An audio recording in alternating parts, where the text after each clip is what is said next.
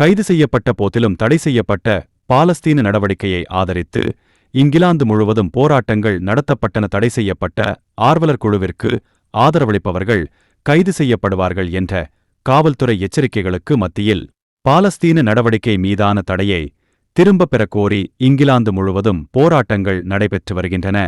Defend R ஜுரீஸால் ஒருங்கிணைக்கப்பட்ட பிரச்சாரத்தின் ஒரு பகுதியாக சனிக்கிழமை மான்செஸ்டர், எடின்பர்க், பிரிஸ்டல், ட்ரூரோ மற்றும் லண்டனில் ஆர்ப்பாட்டங்கள் நடைபெற்று வருகின்றன.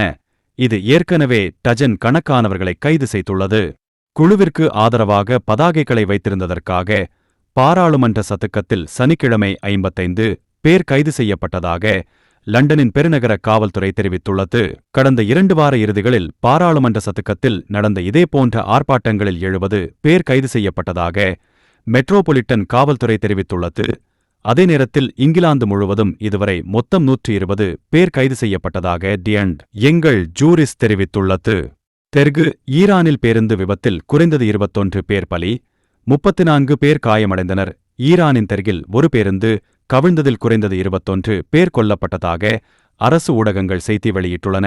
மாகாணத்தின் தலைநகரான ஷ்ராஸுக்கு தெற்கே சனிக்கிழமை நடந்த விபத்தில் 34 பேர் காயமடைந்ததாக ஆர்ஸ் மாகாணத்தின் அவசரகால அமைப்பின் தலைவர் மசூத் அபெத் தெரிவித்தார். மீட்புப் பணிகள் தொடர்ந்து நடைபெற்று வருவதாகவும் நடவடிக்கை முடிவடைந்து விரிவான விசாரணைகள் மேற்கொள்ளப்பட்ட பின்னர் கூடுதல் தகவல்களும் இறுதி புள்ளி விவரங்களும் பொதுமக்களுக்கு வெளியிடப்படும் என்றும் அபெத் கூறினார். சம்பவத்திற்கான காரணம் விசாரணையில் உள்ளது.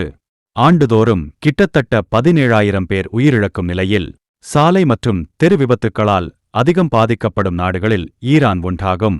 அதிக எண்ணிக்கையிலான உயிரிழப்புகளுக்கு பாதுகாப்பு நடவடிக்கைகளை முறையாக பயன்படுத்தாதது, பழைய வாகனங்களின் பரவலான பயன்பாடு மற்றும் அவசரகால சேவைகள் குறைந்து வருவதே காரணம். அமெரிக்காவில் உள்ள சிறைகளை விட ஐஸ் அதிக தடுப்பு தரங்களை கொண்டிருக்கிறதா? புளோரிடாவின் புதிய குடியேற்ற தடுப்பு மையமான அலிகேட்டர் அல்காட்ராஸை பார்த்த காங்கிரஸ் ஜனநாயக கட்சி உறுப்பினர்கள் டஜன் கணக்கான மக்கள் உலோக உரைகளில் பங்க் பகுதிகளில் பூச்சிகள் மற்றும் கொசுக்கள் 80 டிகிரிக்கு மேல் உட்புற வெப்பநிலை மற்றும் மக்கள் உதவிக்காக அலறுவதை கண்டதாக கூறினர். அந்த இடத்தைச் சுற்றி பார்த்த குடியரசுக் கட்சியினர் வித்தியாசமான கதையை சொல்கிறார்கள். அந்த இடம் பாதுகாப்பானது, சுத்தமானது மற்றும் நன்கு நடத்தப்படுகிறது என்று விவரித்தனர். குடியேற்ற தடுப்புக் காவலை மேற்பார்வையிடும் மத்திய உள்நாட்டு பாதுகாப்புத்துறை அரசு நடத்தும் அலிகேட்டர் அல்காட்ராஸில் போதுமான நிலைமைகள் இல்லாதது தவறானது.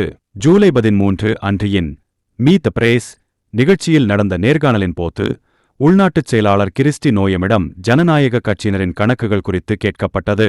புளோரிடா நடத்தும் தடுப்புக்காவல் வசதி கூட்டாட்சி அரசாங்கம் தடுப்புக்காவல் வசதிகளுக்கு தேவையானதை விட மிக உயர்ந்த மட்டத்தில் வைக்கப்பட்டுள்ளது என்று அவர் கூறினார்.